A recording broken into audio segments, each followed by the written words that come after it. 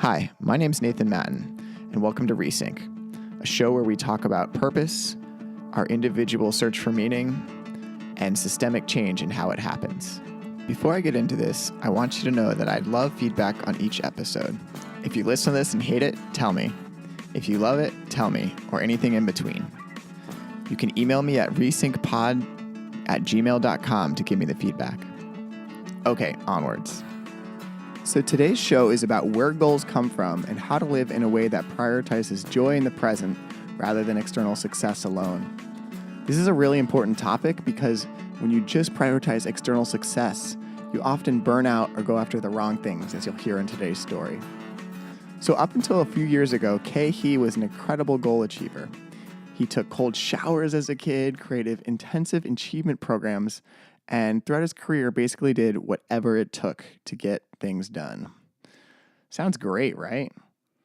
Well, sort of. A lot of the motivation came from a dark place inside of him that developed as a kid. I was like, I'm an outsider in high school. Maybe I'll end up there. Is there a chance that I'll end up alone my entire life? Like, I know that would not be a desired outcome. What can I do to make sure that none of those things happen, right? And the answer was success and money. Make money and be successful. From his feelings of insecurity in high school, he goes on to be very successful in Wall Street, becoming a managing director at BlackRock at a very young age. Sounds like he should be happy that all the years of the backbreaking work paid off, but he wasn't. But then the feeling was, that's it? Like, once you check those boxes, it was really like, it kind of became a non-event. So years of backbreaking work for something that quickly, within a few months, felt like a non-event. Listen to the conversation to learn more about why this was the case for him. And this isn't just a story about financial success. I've heard many times people set out a big goal and orient their lives around it. Then when they achieve it, this is a common experience. What's next is all they can think about.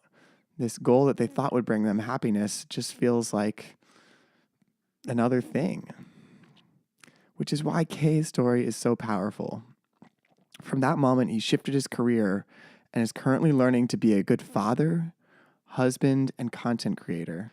Now Khe has learned a lot more about his emotions and the fears, or the big scary monsters, as he calls them, that were motivating him. That is the thing that like professional males on Wall Street refuse to do. Make love to their scary monster.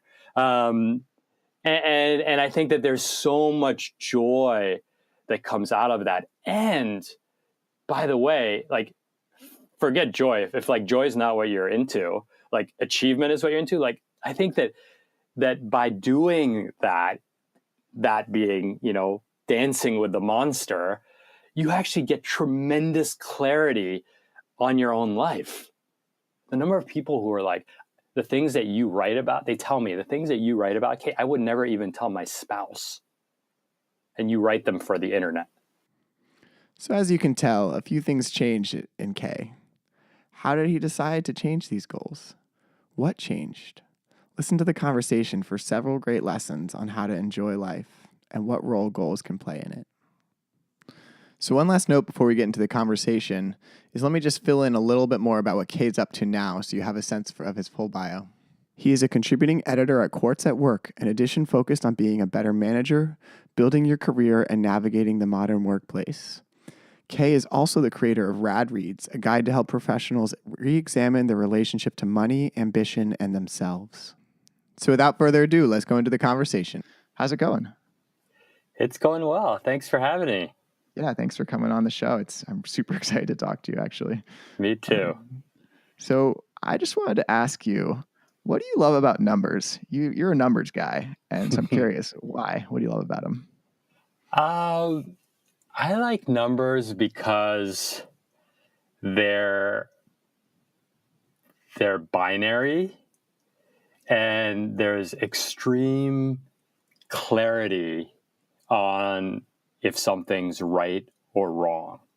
I don't do as well in like the gray area of things. And that's why I liked coding as an undergrad and as a younger kid, where it either worked or it didn't work. And so numbers for me represent kind of order. And I guess within order, I would say subconsciously there's an element of control.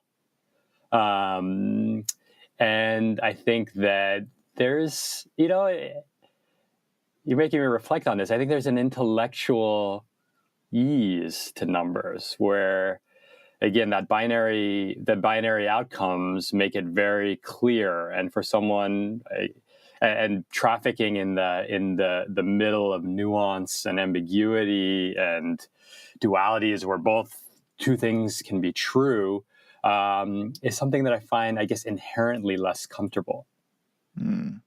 You do a lot of that these days, but we'll get into that more. I like your answer. Anyway, I did want to start to hear a little bit more actually about some of the things you brought up, a little bit about your childhood and your parents. You talk about being a child of immigrants and that your parents moved to the U.S. 5 years before you were born. Where did your parents come from? They came from France, but they're originally Cambodian. So my dad is 100% Cambodian, and my mom is half Cambodian, half French. And the story there was that they met in France in university. But my dad grew up in a kind of the outskirts of Phnom Penh, rural family, and he got a scholarship in the early 60s to study accounting in France. And so he takes the scholarship, goes to France, and while he's in France, and he's met my mom, the Civil War happens. And so he's in France, and, obviously this is before even like really accessible long distance calling. Most communication was done via snail mail back then. And, tragically, most of my dad's family was killed in the genocide. Wow. And he had started this life with my mom in France. They got married. My mom was half Cambodian, but their family didn't live in Cambodia long. And they got married, and my dad got a job at the UN, United Nations, as an internal auditor. And that required him to move to New York. So him and my mom in the early 70s moved to New York City and still live in the same neighborhood. Oh, that's beautiful. What influence did your parents have on you when you were growing up in New York? They're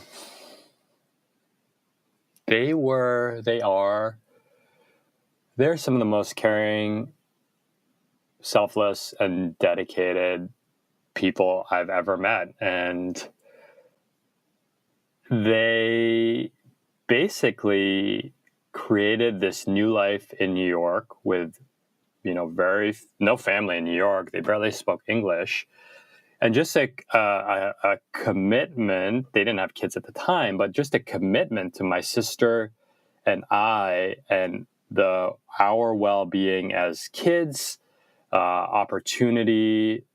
opportunities for us to learn and grow and see the world and be good, citizens of the world and kind people.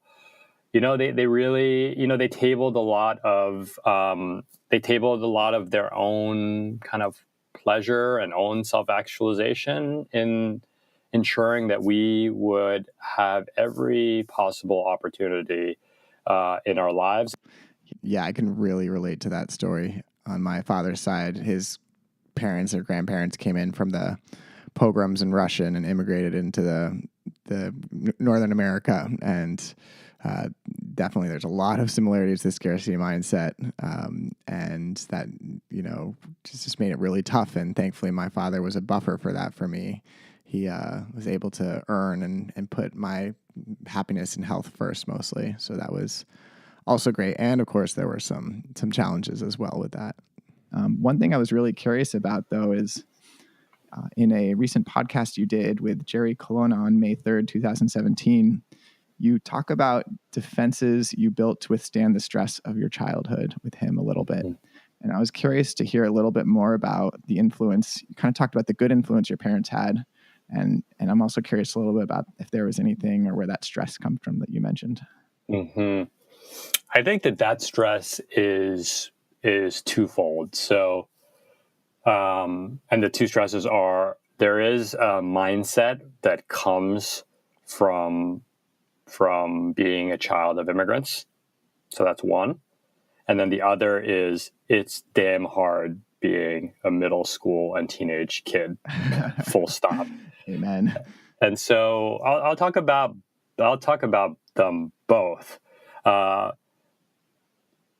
child of immigrant, when there's this, human beings have the tendency to catastrophize.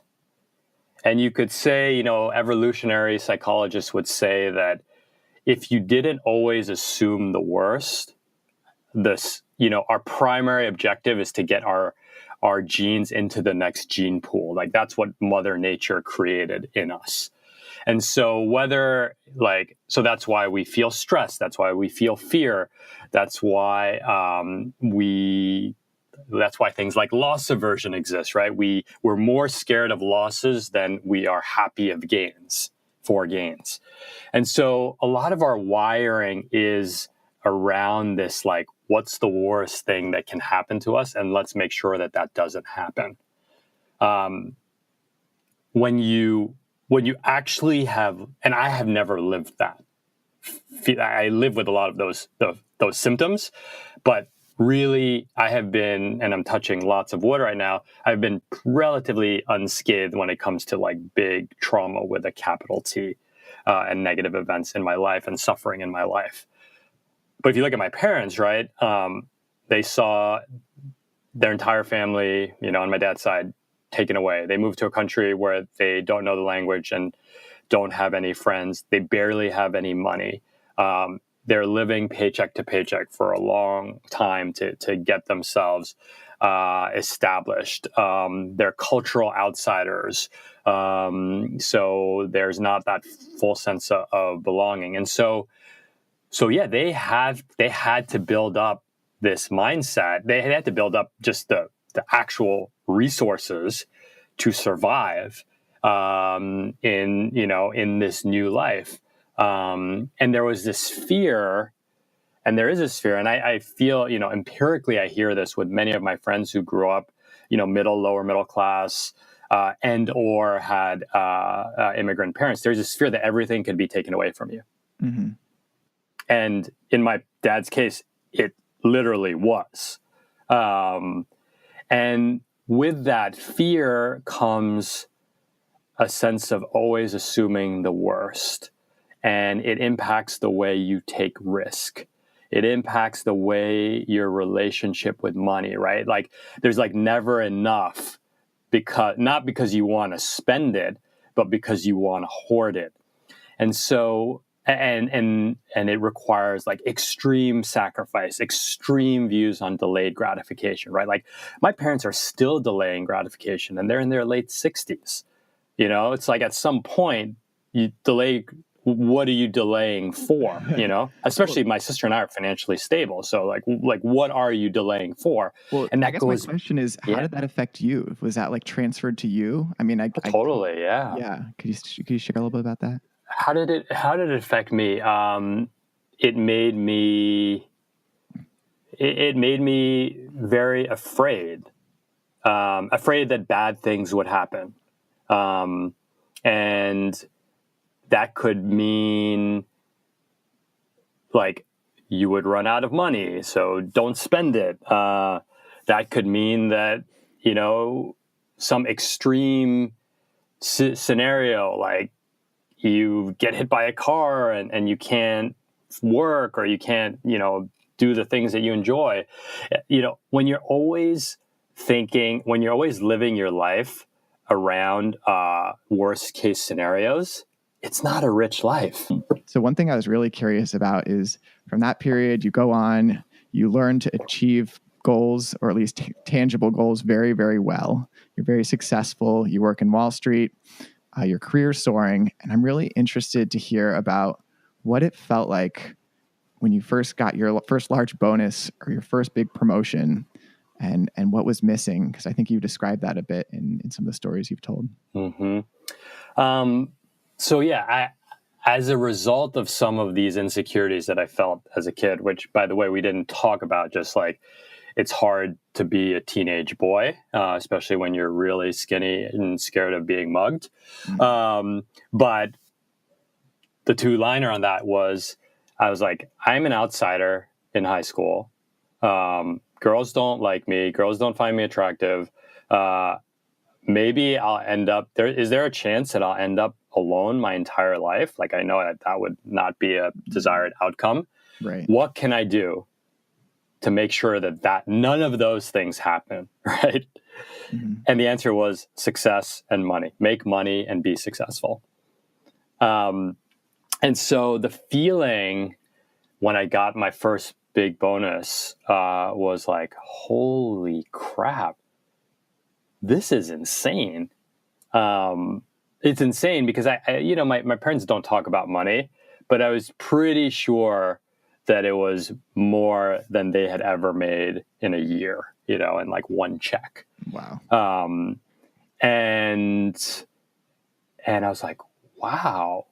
And so I felt, at first there was like tremendous pride, which is like, oh, damn, I am doing this. Like, we are in this. Then there was a sense of elation and relief, in the sense that, like, I've withheld buying this like nice pair of jeans or blah, blah, blah. Like, let's go and buy it. And then there was actually like the very kind of immigrant kid in me feeling was like, let's save the rest and invest it, right? Like the same that magic card, trading kid didn't go away. Yeah. But then, a few days after, it's like, well, what did this person get? Did he get more? I say he because it was mostly he's in the business. Did he get more? But I'm smarter than that guy. I definitely worked harder. He got lucky. And just as like, one of my teachers calls it the pebble in the shoe, where you're walking around and there's a pebble in your shoe and it feels like a little bit uncomfortable. And you should like look at it, but you could keep walking for years, months, maybe the rest of your life. I wasn't self-aware enough to know that there like something was off, but I was just kind of like, okay, what's next? And so, well, what was the feeling there? Like you said, you weren't self-aware enough, but it does sound like you had a feeling, like that feeling of the thought was, what's next? What was the feeling with that? The feeling was, that's it. Like, once you check those boxes, it was really like, it kind of became a non-event. So this gets down to the core of what I think is super interesting about you, which is your kind of relationship to goals. And so I'm curious to hear about, what did you think goals were about at that moment in your life? Yeah. Well, goals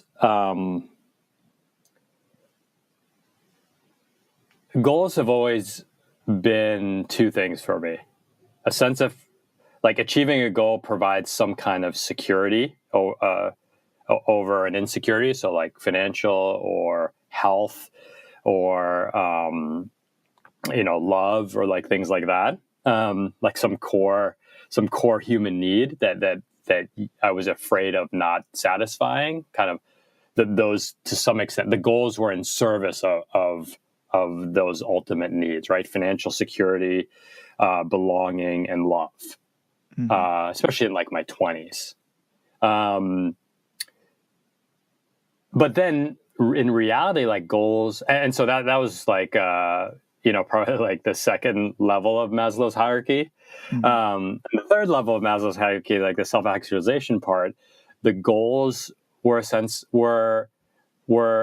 of was how I derived self-worth. Mhm. And it goes back to your first question about numbers, right? If your self-worth is identified with goals, objective goals, / number like goals, it's much easier. It's an easier life, right? Like if you tell yourself a story, if I do X, Y, and Z, I am, good, successful, happy, special. Then all you got to do is just go do the goals, right? And if there's one thing that I'm good at is say I'm going to do something and do it. Question about that, because I think that's really interesting actually with you, which is, and this is just my kind of take from reading about you and learning a bit about you so far in this conversation as well. But it seems like there's this different parts of goals, right? There's like the tangible, objective part of it. Mm-hmm. And definitely, I would not disagree. You're very, very good at that. But then there's also sort of the emotional part. Mm-hmm. And I'm wondering if you feel like that's something you're as good at or not. Well, I didn't even acknowledge that there was an emotional part of it, probably for most of my 20s. I just assumed that the emotional part would fall into line if the objective parts were achieved. Right? It's a very lazy way of living your life. But I would assume that a good chunk of the professional workforce thinks that way. Or maybe I just tell myself that to make myself feel better. Mm-hmm. But yeah, there was such a disconnect. There was so much dissonance between Khe on the outside, who was like a really quick learner, who's, successful professionally, who, was really fit, blah, blah, blah. And then on the inside, it was just Khe is afraid. His life feels devoid of meaning. He loves his family, but doesn't show up to them, for them, the way that one would, that he wants to. He's envious of others. He's judgmental. He's restless.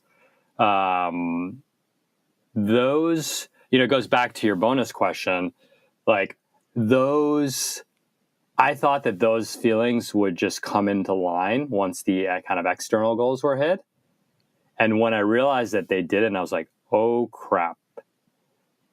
The plan that I set forth for myself at a young age, maybe that was the wrong plan. And that's scary as hell, man. That's scary as hell when you're a left brain logical thinker and society, i.e. my peers are like, dude, you figured it out. And I'm like, I didn't figure it out. If you saw my emotional insides, you would know for sure that I have not figured it out. It's you're looking really good on the outside, on the inside, nobody knows, huh? Totally. And I describe it's like a bodybuilder, right? They look like that little tiny muscle between their shoulder, their trap is so perfectly shaped. But if you ask them to scratch their back, they might actually pull a muscle. Right. And I was so off-centered that way. So that was how long ago when you kind of had that realization? I know it might have been a period, but give me I think there's the euphoria of oh my God, I'm doing this, I'm successful, with air quotes. And then stuff happens, I lost people in my friend group in my early 30s when you're like, wait a minute, that's not normal. That's not what's supposed to happen, right? The actuarial lifespan of a male is 80, 74 years old. 30, but you start to realize, and it goes back to your numbers question, that there's just a lot more there's a lot. Life is much more complicated, nuanced than some objective goals that you can write on a piece of paper, and achieve. So around your 30s, my early 30s, which is also when I had my daughter, where everything shifts when you have a kid, and so that was when it really started to come to a head. Great. Well, yeah. So then kind of fast forwarding, and that was how many years? That was 3 years ago? That was like 3.5 years ago. Okay. It was May of 2015, and I was 35, and my daughter was like 1.5. Wow. So then fast forward to today, how do you feel like you're thinking about goals differently, or? I do. I think about, would you be okay if I kind of lumped goals and ambition in the same category? Do it up. They're a little bit different, but maybe let's just start with goals. Okay. I actually I don't have any goals. I have activities that bring me a tremendous amount of joy. I still need to work. Like I've spent a chunk of my savings getting to this point. I have activities that I find super enjoyable. Some of them generate income. Some of them don't. A lot of them don't. And I basically try to do those activities as much as I can. And so I know it sounds like I don't know, actually, what does it sound like when I say that? Well, I guess it sounds like you're finding things you enjoy and focusing more on the process and what you're doing and how that feels rather than the story that, society might say about it. And it also sounds kind of like a different sort of goal in my mind. Yeah, I guess like if your goal is to have no goals, you have a goal. I guess I'm just much more focused on the things that bring me and my family joy, and that's where I try to center my time. And look, one of the things that brings me joy is creating things. And so I write a lot. That brings me a lot of joy. I avoid labels. Like it's part imposter syndrome. Like I don't feel comfortable calling myself a writer because I'm a CS major and a self-trained, self-taught blogger. But also, like, I don't think the label does me any service to be like, hey, I'm a writer. I think writing is an activity that I find deeply rewarding. I think I'm pretty good at it now. And it opens a lot of possibilities into other things that I like to do, like talk to interesting people about interesting ideas like this, which you could say was a byproduct of my writing. And I love having conversations. I love being on the other end of this conversation, like the host and asking the questions. That leads to me coaching people about their relationship with money. That's something very peculiar to like my immigrant story, but that's something that's resonated through my writing and through my speaking. So I guess I focus much more on the things that bring me joy. But look, I'm also like a business person. I need to make money. I also have a lens by which is this a sustainable way for our family to live and all of that. So I try to harmonize those two things. But can I talk about ambition? Well, I had a question about that. Okay. Go ahead. Okay. Yeah. One thing I was really curious about was when you were talking with Jerry Colonna on the podcast Reboot, there's some things about this goal stuff that was really just striking me. I think you said, when I write, the piece just comes out of me. When I run events, friends are just full of love. And he was asking you, why is that hard for you to just continue to do? And why are you still kind of seeking? And you say something to the effect of, maybe it's the disbelief that it can't be enjoyable. Mm-hmm. And so I'm just really interested in this sort of part about enjoyment that you're describing now. It sounds like May 2017 to now, it sounds like maybe you have some different views or opinions. Yeah. I'm just curious about that. I think it goes back to the kind of scarcity mindset that, like, I believed in my core, because I learned it from my parents, was that for something to be enjoyable, you have to have suffered to get it. And I think that's a scarcity way of thinking. That is the result of, I mean, let's just call it bluntly, right? Like being in a different part of Maslow's hierarchy, right? When you're still struggling to fulfill your family needs, your family's financial, shelter, and nourishment needs. Yeah, like who cares about self-actualization? And so there was this belief, but as you become more financially comfortable, as the sacrifices that you then made become less necessary, right? It's hard to ditch that mindset. So how'd you do it?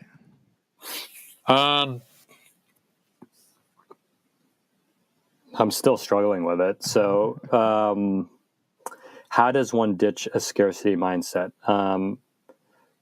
One thing you do is you become very clear on your own values. And, a lot of scarcity thinking, it's a lot of noise, right? It's a lot of noise that you've internalized, voices in your head, negative self-talk.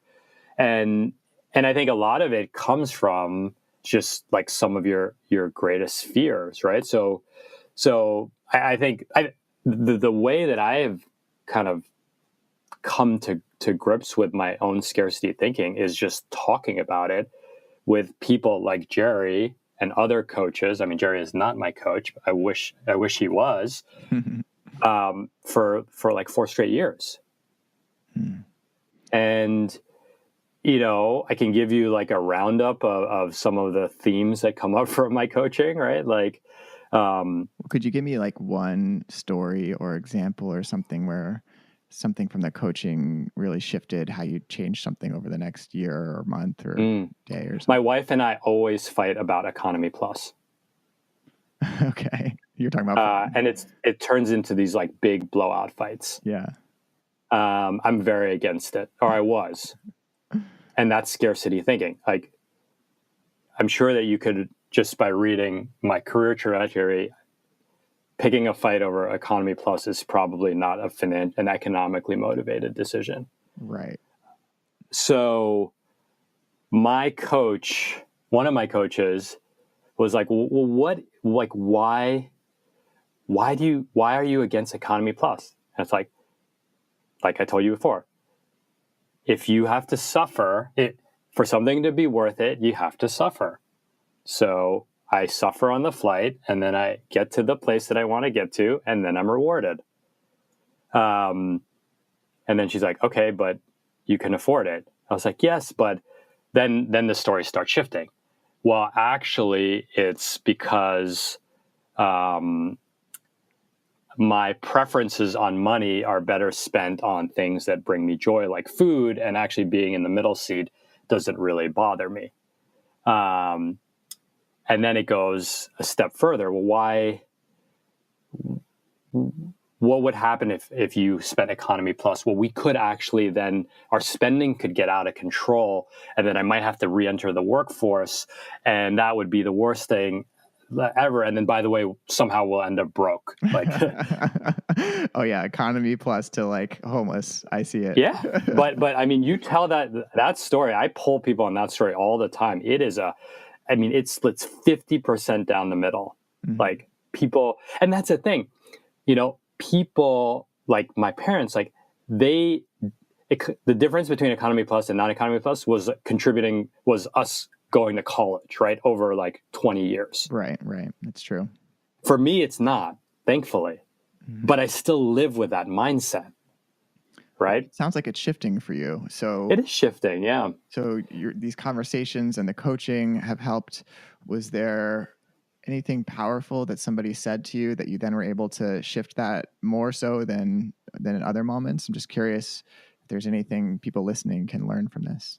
Yeah. Oh, ditching the scarcity mindset.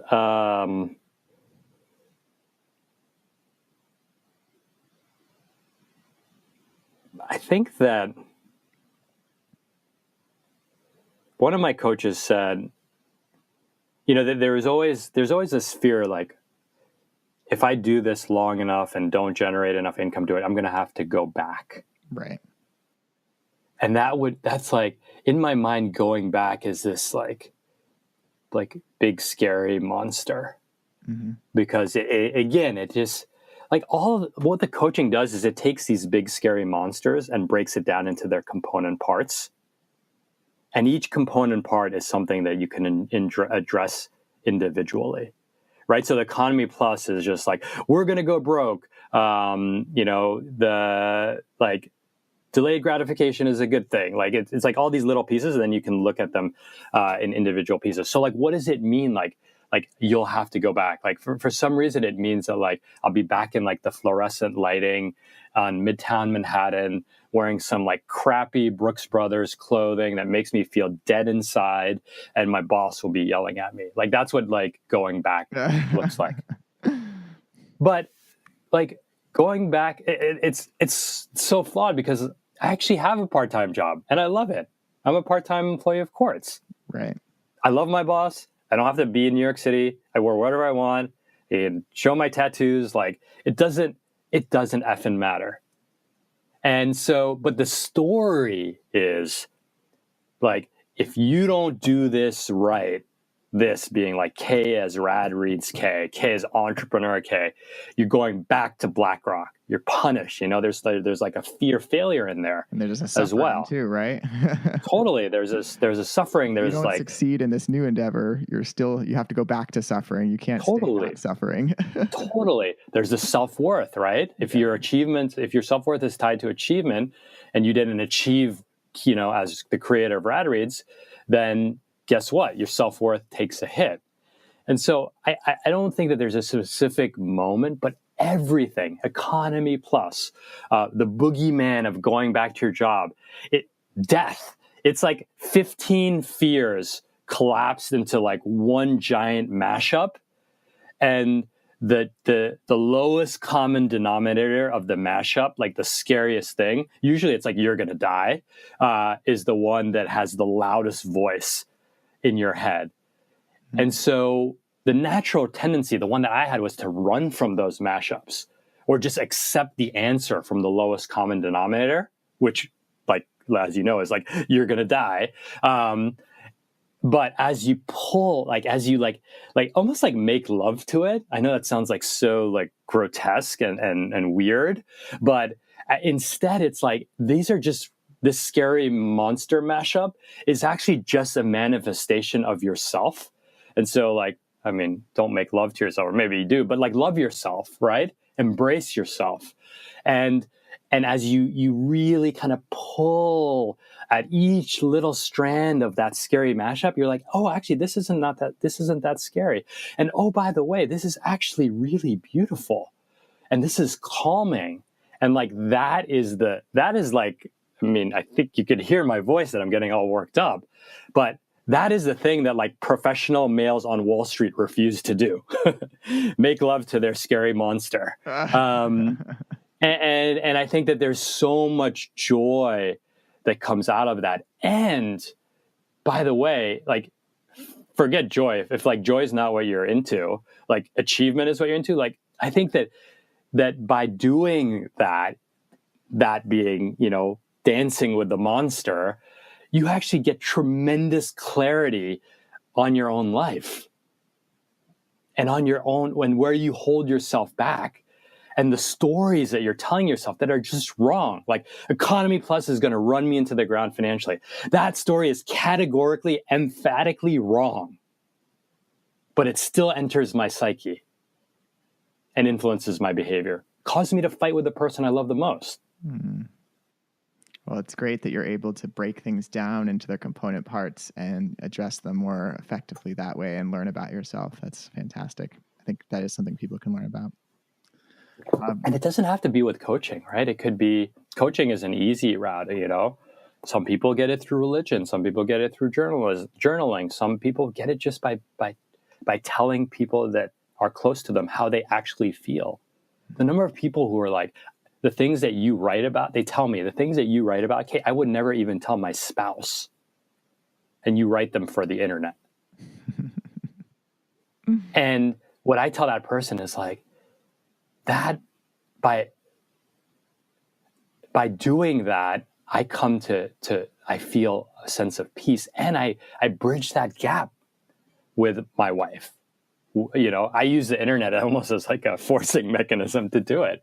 In fact, my wife will joke sometimes. She's like, I learn more about our marriage through your blog than through the things you actually tell me. Because it's actually easier. It's actually easier sometimes to write for faceless strangers than to look someone intimately in the eyes and be like, this is what I'm afraid of. It genuinely is easier. Why is that? I think it's a personal thing, but like a faceless stranger is a faceless stranger, right? Like they can't see into your soul when you say those things. So you're worried that your wife will see something when you say that a stranger won't? Is that what you're saying? Yeah, or I just, you know, maybe I'm afraid of her reaction, right? Yeah. And I shouldn't be. Yeah. But really, am I afraid of her reaction, or am I more afraid of my own, of the feeling itself, right? I don't know. That's great. Well, yeah. Is there any, oftentimes I'm asking people, is there any thing you recommend people do or take away? So I don't know if there's anything as we are ending or finishing that you think would be helpful. Here is a tangible thing someone can do after this conversation that you think could help them or not. I think that people know when you're off, when something feels off. So one example that I know right now is that, you know, I like drinking. Look, I'm like 1 or 2 beers a guy, you know, night, every, you know, for much of my life. But I know now when I have a drink at the end of the evening, it is more than just because I actually really enjoy the taste of alcohol, but it's more than just my enjoyment for the taste of alcohol. There's something, you know, the pebble in the shoe. I'm a little bit off center, and I'm using alcohol. And again, not like getting drunk, but, you know, 2 stiff drinks a night to try to recenter myself. And I think that whether it is like a way you're acting at work, or the way you respond to a fight with your spouse, or the way you snap at your child, or your inability to kind of follow through on something, I actually think that we know when we're off center, but we just choose to just bury it. Like even me, like with this drinking thing, I've chosen to bury it. I'm just like, I don't really want to know at this moment what it is that's causing me to feel that, like that need for a release. And so I would just encourage everyone, myself, a good reminder to myself, that when you feel that, like instead of running from it, look at it. And that could be as simple as like writing down on a piece of paper, like 3 thoughts that just emerged. It could be bringing it up with your therapist. It could be telling your spouse, like, hey, why do you think that I feel the need to have these 2 stiff drinks every night? Like, what do you think? And I think just engaging with the thought will create some sense of accountability around it. And I think that you'd actually be surprised at how often they happen and what you will learn about yourself from them. I love that advice from you, because we started talking about how you're such a numbers guy. It sounds like whatever you've learned from feelings has been powerful to really shift your entire opinions on numbers versus your gut. And the awareness to know that it happens, right? Right. And the awareness. Yeah. Yeah. Well, thank you so much for sharing all this. Definitely am excited to check back in and see how your kids are doing later and see how this all evolves. Thank you. This has been a true, you asked some really good. I almost was asking myself, were you a reporter in a prior life? Because you get to the heart of the question very quickly. Oh, thank you. That's very sweet. All right. So that was the great conversation with Khe He. I hope you enjoyed it. And I definitely hope you think about which goals you're pursuing, why you're pursuing them, and what role being present and what role joy in the presence can play in your life. Khe definitely had some great thoughts and perspectives on that. So feel free to share some feedback, and I look forward to the next episode with you guys.